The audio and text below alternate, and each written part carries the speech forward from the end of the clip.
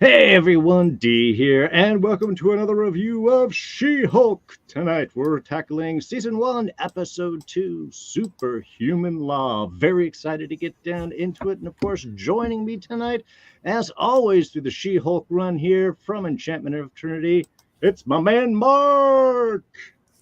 Hey everyone, how's it going? Great to be here. Great to be talking about another episode of She-Hulk, another good episode. So ready to hash that one out.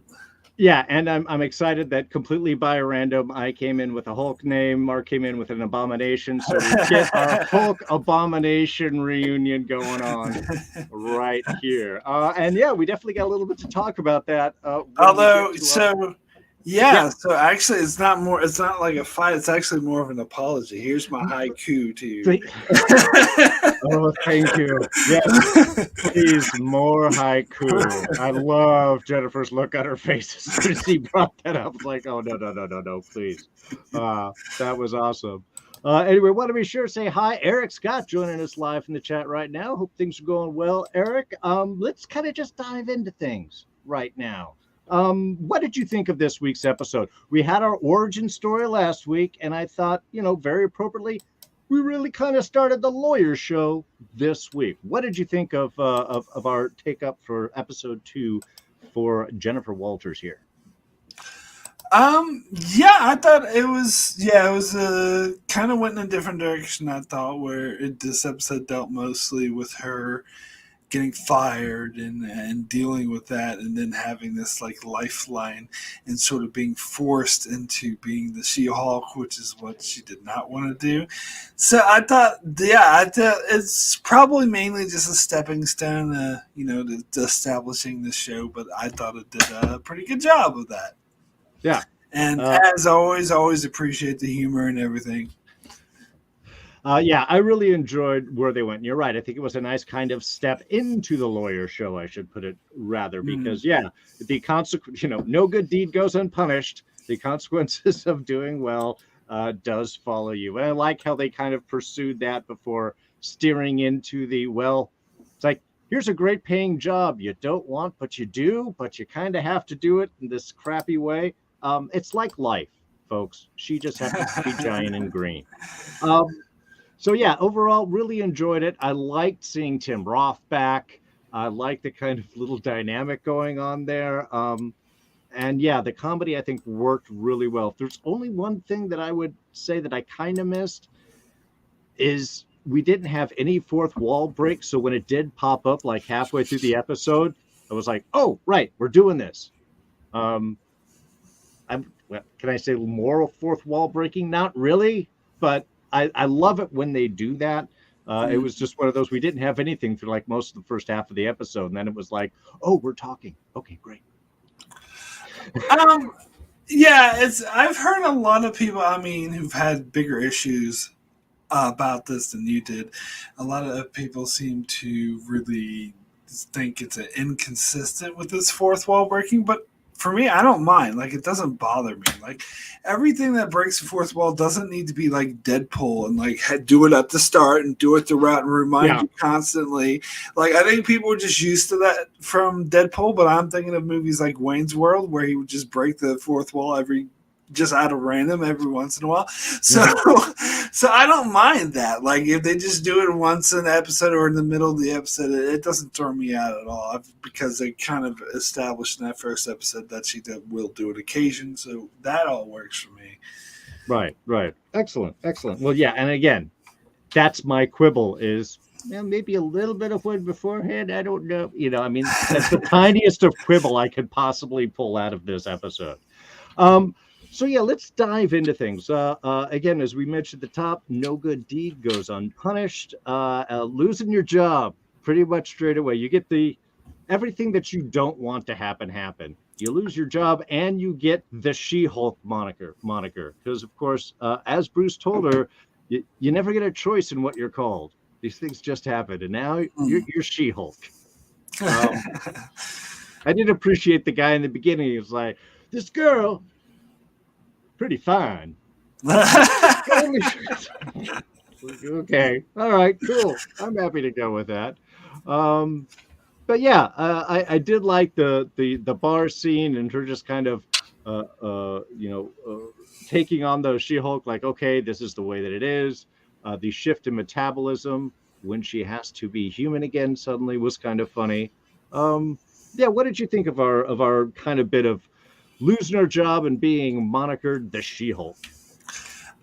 Yeah, so I think it was pretty obvious in last week's episode when Bruce mentioned that you can't control what you're called.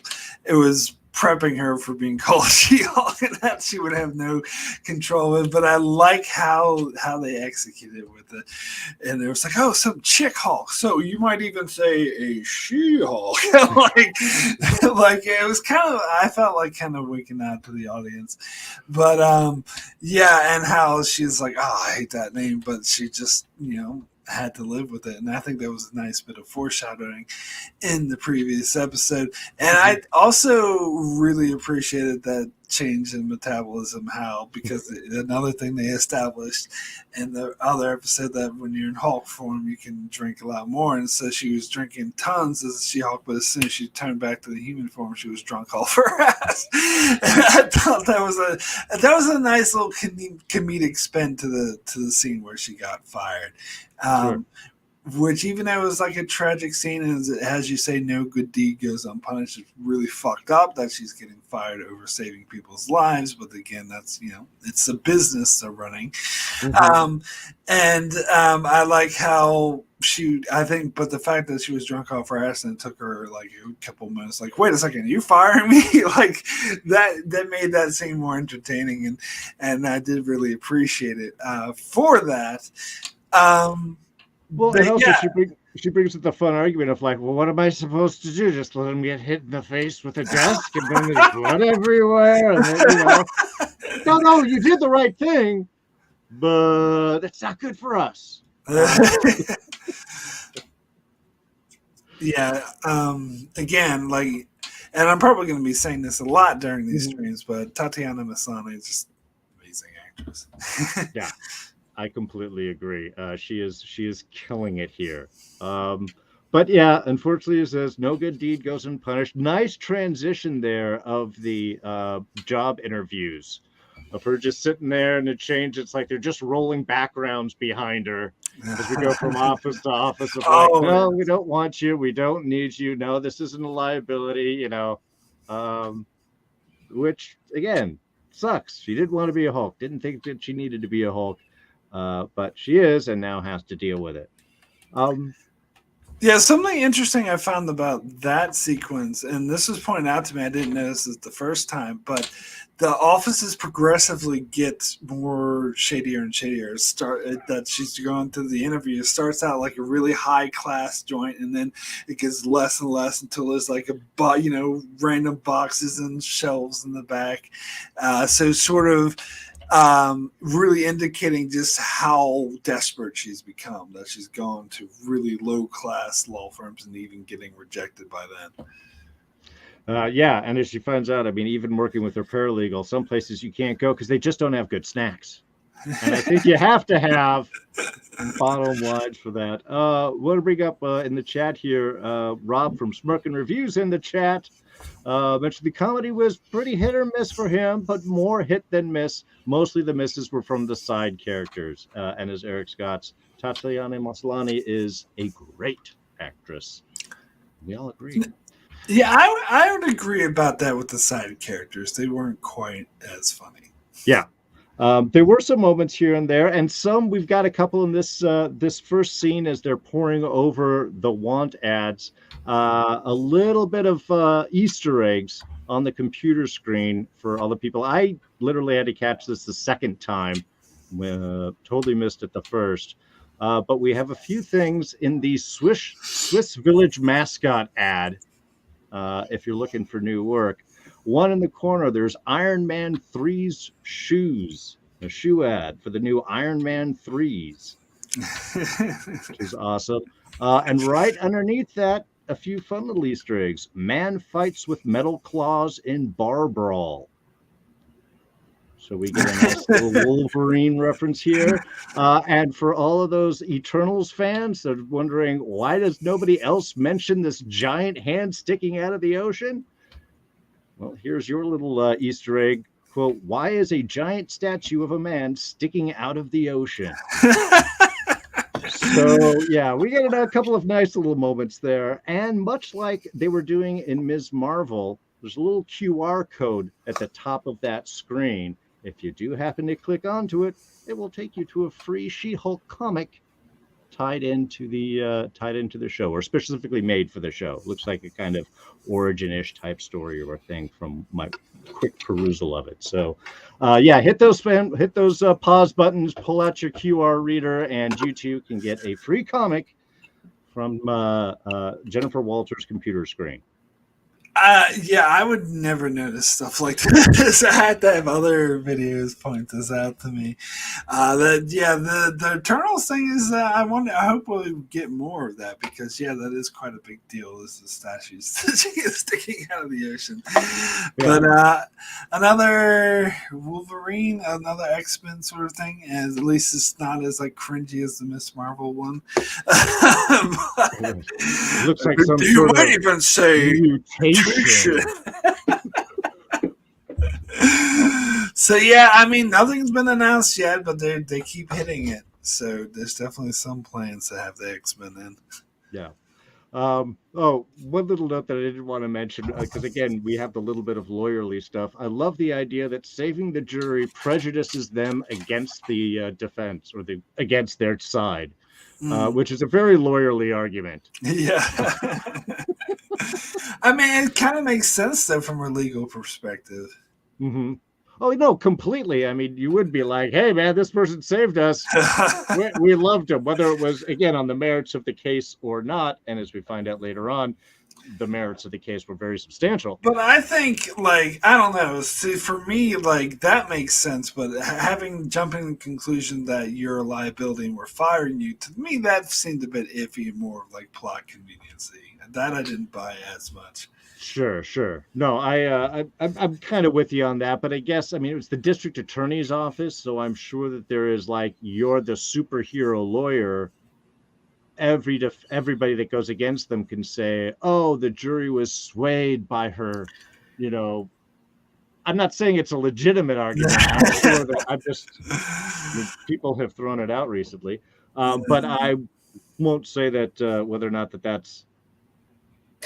Again, I think you're right with the plot convenience. It's just we just don't want any complications. You're great, but there's a lot of you out there, all with student loan debt. Go ahead. All right. So, anything else from our basic little search for work here before we head off? Yeah. Yes. The one thing I did want to touch on, since you mentioned the student loans, is how she's, I think did her friend suggest to join the Avengers? She's like, do they even, is there a pension fund? Is there a retirement plan? Dental plan? Do they even get paid? But we know from Falcon and the Winter Soldier that they don't get paid. They do not. There's a lot of generosity. I think is that what it was. That's what Falcon was leaning into. So yeah, definitely. I don't think you have health insurance. No maternity off, no retirement plan, no paycheck. And then she had that other line about, oh, I'm not the superhero type. Would I look like an orphan or a billionaire? Or adult orphans for some reason. Which was, again, perfect. But that's how many DC and Marvel superheroes are all orphans? Even before Disney, they had to follow the Disney rule: take out one or both parents, preferably, and that will.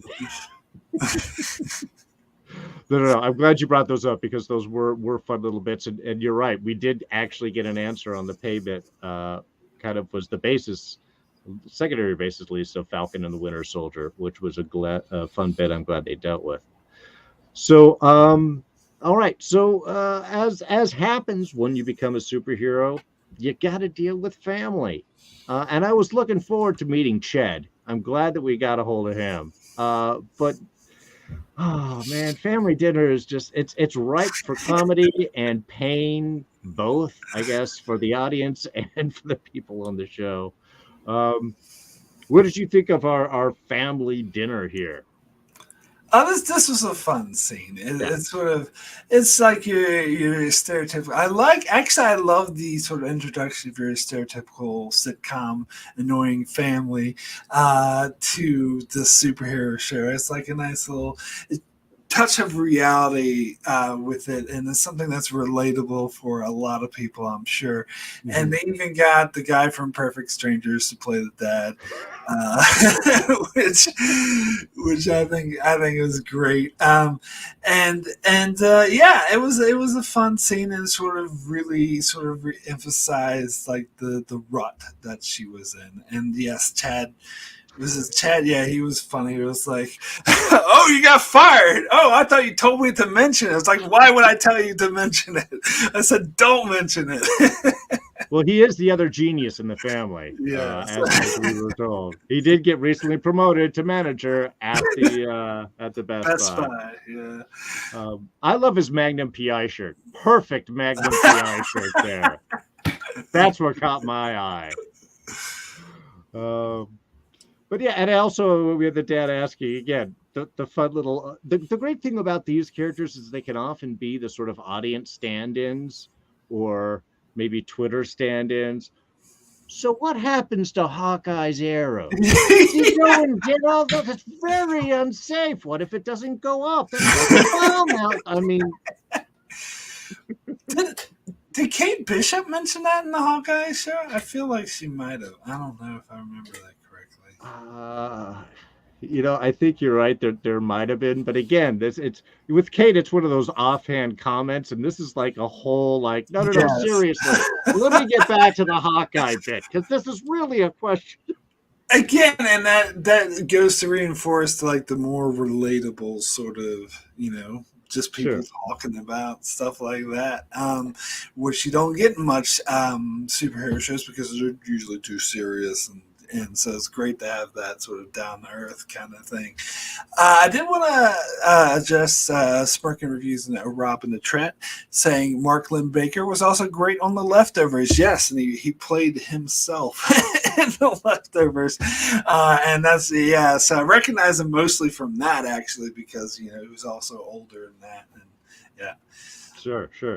Yeah, and we got, again, the nice supportive bit from the dad, which was it. I'm just pulled you away to check in with you. Very cool, very family, very touching. Not their first Hulk, obviously, in the family they've had to deal with, which is kind of a fun little side bit. What do you do when your cousin is the Hulk and you have to answer questions? I don't even see him anymore. I haven't seen him for years, and now he's scientist. He's hulking out. But we do get a nice little bit of Jen's personality here. She really talks over people. When she gets into it, she does not, she's asked questions. She's not interested in the answers at all. Which is fun. It's another thing that she gets to pull on with Bruce later on in the episode. Yes, yeah. Do you want to mention Haley's Tusk here in the chat real quick? The episode, issue that they were rolling out is the episodes. This one was short, ended abruptly, and it feels bizarrely edited so far. I know they're going for that half-hour kind of time frame, and they only have time, for a couple of scenes and setups. So, yeah, I don't know. I mean, I have been enjoying it for the most part, but I can totally see where you're saying, mostly because I'm like, great, but I want more. I mean, yeah, I've heard that opinion as well, but I don't know if I share it. I'm not as bothered by it. I don't know. It kind of reminds me a little bit of WandaVision. Sure. Half-hour stuff as well. Yeah. Again, you can only get a few things in there. And it does. I mean, I think it certainly works again for building the anticipation because I do always want to know what's happening next. Now, of course, post-family dinner, she does end up getting a nice job offer for Mr. Holloway, who was sitting across from the court when she first hulked out. Very proud of the fact that she was able to use her She-Hulkness to have the trial declared a mistrial, but also gives her props for saying that she had a winning strategy against them, and therefore they would like to hire her. This is a nice thing to find when you think at the bottom, and you can't even have that other beer because you got to watch the budget. I mean, that's got to be good news, right? Yeah, well, Yeah. I do love how she like takes it immediately. Like, yeah, I got it. Yeah, and I love her insistence of who her paralegal is, and his just complete reply of I truly do not care who your paralegal is. That's the most simple request. That's fine. You're what kind of pens do you want? That's the next thing. But yeah. As Rob points out, Ally McBeal was on the TV at this bar scene.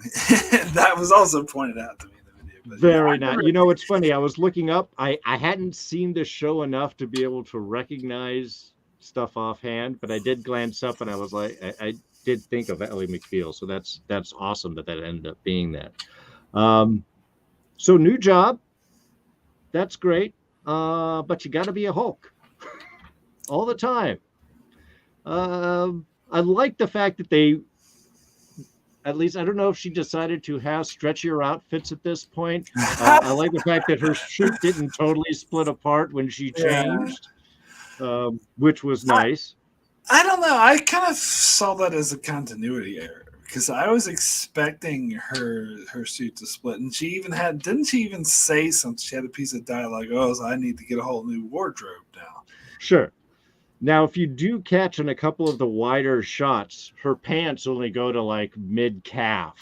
Okay. And things. So they're not split, but everything is tight, which is, I mean, she's got one scene where she's kind of pulling her jacket over a little bit more over her front, with the assumption of that being now much smaller than it should be to cover everything. Yeah, in the courtroom scene when she became She-Hulk, her clothes look ripped. So yeah, that's what I was expecting. I think you're right. I think that there was a bit of one of those they had to kind of polish over because, well, we got to get you in the office and going, so everything's just small on you. Maybe you can control. You don't go to the full giant size, only partial giant size. Not sure.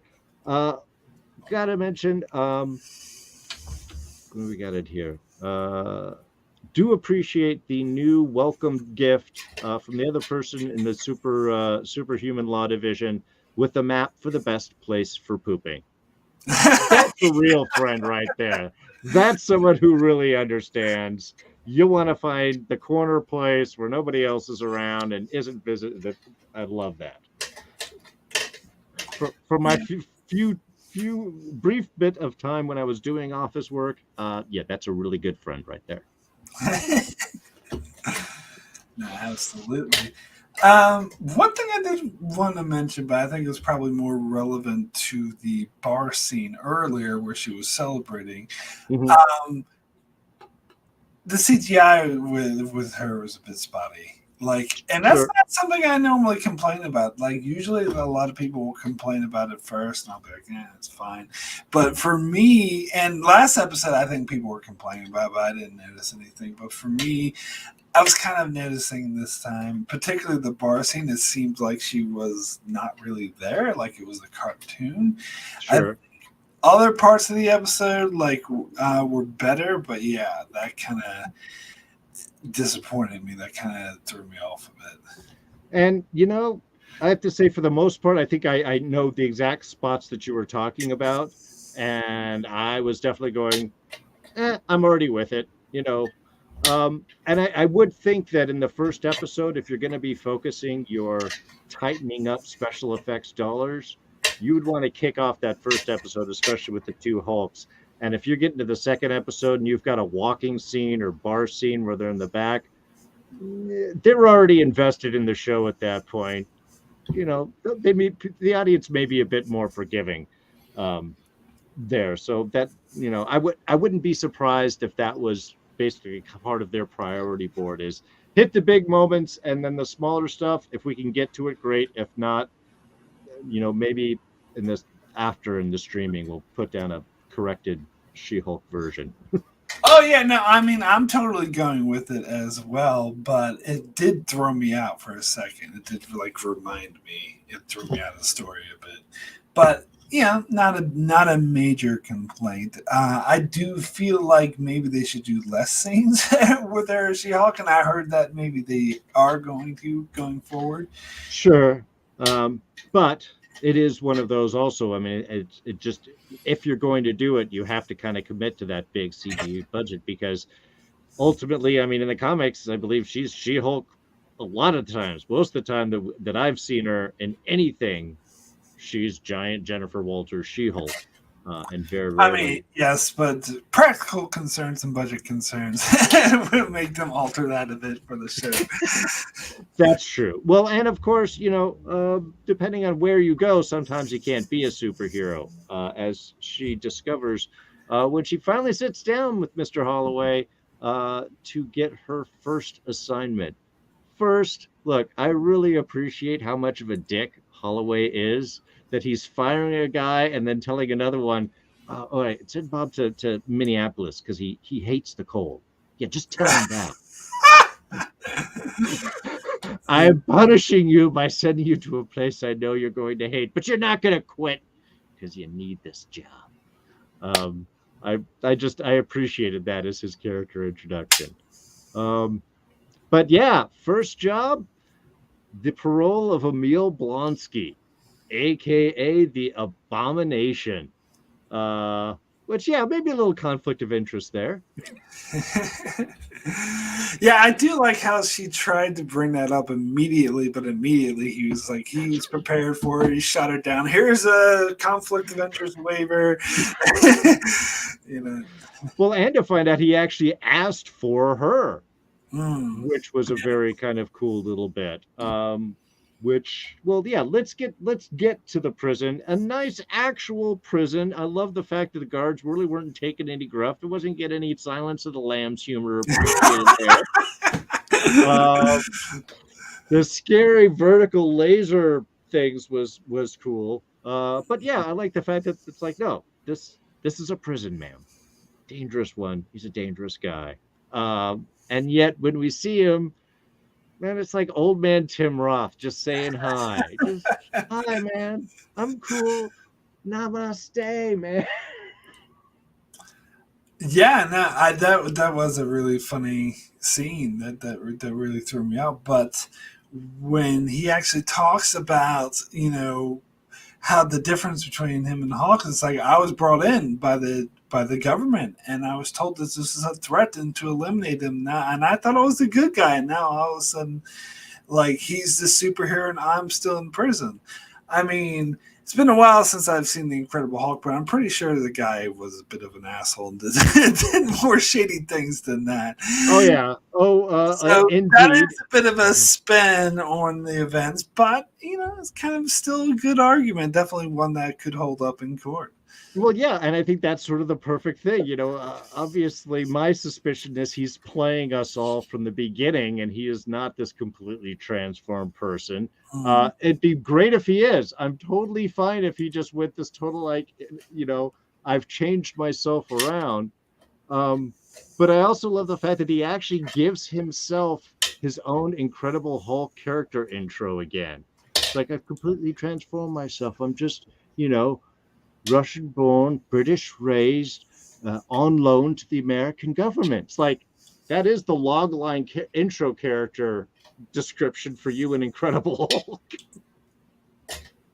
which I thought was kind of a perfect. And in fact, we'll get into it even more. One of the things I appreciate this most is the fact that we're kind of re-embracing the Incredible Hulk as actual MCU. Yeah, it's always been, but people have been like, they'll talk about it. It's like, well, Ross, well, that's just kind of a thing. So yeah, but next thing they need to bring back the leader. Yes. Next step. Tim Roth Nelson, indeed, exactly. Who is somebody that could certainly kind of protest against his argument that he was very innocent. Oh yeah, in his pursuit. But you're right. I do love the argument that he has, and he's like, "Hey, they gave me the super soldier serum." She even says the perfect kind of setup is what was it? The serum the government gave you caused your subsequent actions. It's like the lawyer bit already sort of bringing itself down there. Yeah. And I think I mentioned this last week that this show is kind of reminding me, probably is going to be more and more as it goes on, remind me a bit of the Harvey Birdman Attorney all that sort of format of looking at these crazy, fantastical characters, but putting them in a more realistic legal setting in a comedic way, which I think really works for me.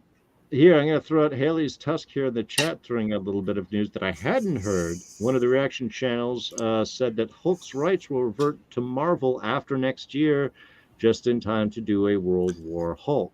Yeah, for those that don't know, Universal owns the right to any solo Hulk film, which is why the MCU has only been able to have Hulk as a side character or co-character in any of the movies or any of the shows. He can't be the lead. He can't be based around him. If this is the case, that will be awesome, I guess. I mean, I would like to see. I've enjoyed the fact that Hulk is with other characters a lot. I think that he's a great character to bounce other people off of or throw around, depending on how you look at it. But I also love the fact that when you have options of projects you could do. So thank you, Haley's Tusk. I'll definitely look into it. I heard that as well. I also heard the same thing, that the rights will reverse next year. And again, nothing's been announced, but I do hope. I've always wanted to see another solo Hulk film, because the ones they've done so far weren't that good. No. I mean, the Incredible Hulk was okay, but I think that was before Marc Ruffalo. Now that he made this character his own, I think I would really like to see him as the lead of a film. Yeah, no, I would totally be with that. So yeah, obviously we got Blonsky laying down the fact he's innocent. He's really just kind of a victim. He has written, of course, various haiku expressing his remorse. Which that is the sign of true forgiveness. And just wants to live his life on a large piece of property purchased by his 7 soulmates. Now, I've heard some complaints that they didn't like taking this direction of the Abomination, making more of a comedic character, but I love it. Like, I love the whole haiku thing, and I think it's probably the best way to bring this character back, because if you just make him like an evil Hulk, that's kind of boring, and that's something that the MCU has done a billion times before. So like bringing this, like, oh, let me read you the haikus, like, to me is a really interesting way to take this character. Well, again, you get some depth. If you want to go for comic accuracy, Emil Blonsky was a Russian spy in the original comics, and him playing a role to get where he needs to get is perfectly within character. So I can throw that out for people. I do think that he is maybe not entirely sincere, but I would think he's mostly sincere. That's sure. Maybe I'm a chump, but he's hanging out with Wong, so how bad can he be? Well, yeah, we do get that, and we might as well sort of clear this up before we move back to the whole conversation and the actual acceptance of the job, because when this does pop up at the end, which I loved, like, good, Shang-Chi is also being brought into the MCU. Yes. I'm kidding. I know it's going to be important. But then it's like, oh, good, because I never understood why that fight was in there. It was like an Easter egg for something else that we ain't seen. If this is where it's answered, and my question is he teaching him control? Is Wong helping him find his balance? And by throwing in a ring and having him fight, he has to control what it is that he's doing. That is if I remember my Shang-Chi, I think that is the comment that Wong says to him about control when he ends up hitting Wong in the face, and then Wong knocks him out with his own punch. I think he does mention something about him losing control, or he kind of chastises him for a moment there. It's funny because when they first showed that scene, I was like, when they first saw him in prison, I was like, wait a second, how did he get out to do these fights? And wasn't this inconsistent? But then I remembered, Wong can do the portal thingy just to bring him out that way. I was like, oh, yeah, that makes perfect sense. Sure. And so now we have to bring Wong into the show in order to explain while he is here. And, again, we get our cameos, we get our story. It does make me think that the Blonsky storyline is going to be at least a few big chunk of episodes, if not kind of the main background for the first season. Well, yeah, I've heard someone speculate that every episode is going to focus on a different character, which I don't know, but I think we're definitely going to stick with this for at least 2 more episodes. Yeah, no, I agree. It's just, this is again becoming a bigger kind of more central thing, especially when we get to tie it back into. Did you see Eric Scott's? I did. Eric Scott. I just hope that they don't clone Wong. 2 Wongs don't make it right. It's horrible. It's awful. I wasn't going to give him the right to say that. Sorry, I love bad jokes. I had to mention that. So, again, wrapping up our kind of inclusion of the Incredible Hulk back into the MCU, we get, of course, Jennifer's reach out to Banner to just let him know, hey, we've got a little bit of conflict of interest. Can we have a little chat? Look, again, we've said it before last week. I'm going to say it again. I love the dynamic between Marc Ruffalo and Tatiana Maslany. I think they're awesome back and forth. I love their little family jabs back at each other. And we get an awesome little Ed Norton reference as she brings up the that I'm gonna it's Abomination and all this, and he's got to have remorse. And Bruce says, hey, we actually reached out, wrote me a very nice letter with a lovely haiku. So, that works. There was forgiveness and the fact that, hey, he is a completely different person now, literally.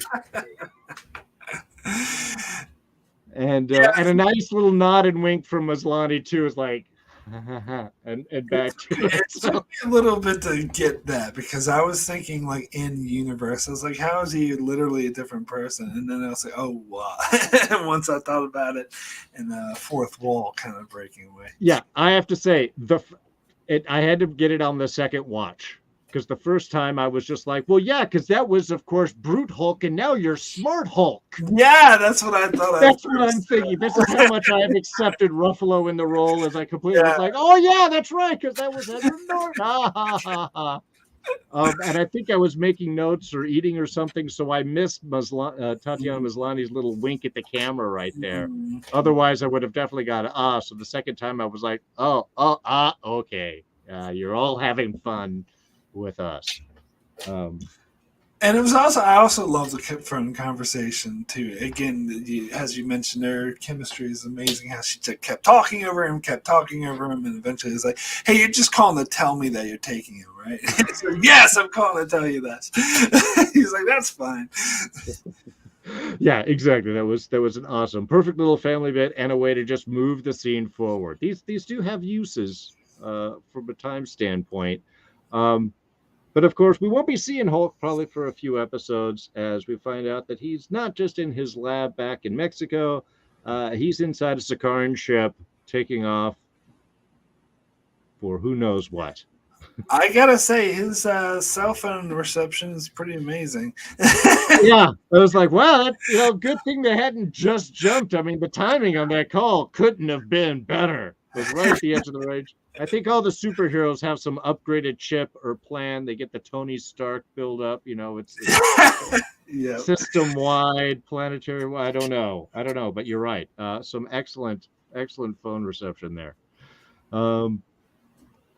Yeah, well, that's pretty much it. So at that point, she calls up, takes the job, and then we get our final shot of the Abomination footage coming out. So, how is a prisoner who's trying to get probation doing fights, cage fights in Asia? And it's not like it could be someone else, right? And again, I love the comedic timing of this. Like, I think it really works. The way she's like, "Oh, I got this in a bag. It's a done deal. I can then say." I was like, "Okay, you might want to watch the news, though." It turns out, shit. Well, forget that. No, maybe we could save some of it. We'll put it on a little addendum here. Yeah. Rob in the chat. Let's get Bannon, Norton, and Ruffalo together for a No Way Home multiverse style reunion. We're gonna have all the Hulk pointing at each other. Oh, jeez. No. We don't need to do that. We got our little reference. We got our what was it? The Iron Man 2. You know, it's me. I'm here. Let's move on. I'm a different person now. Completely. Not that Norton would ever work for Marvel again. No, and there's not. And apparently Ruffalo and Norton are friends, and so they're just seen as one of those kind of like, look, in a few years, someone else will play the character. It's like Hamlet. Someone always gets to play. Probably the first time I've ever heard Hamlet and Hulk compared to each other.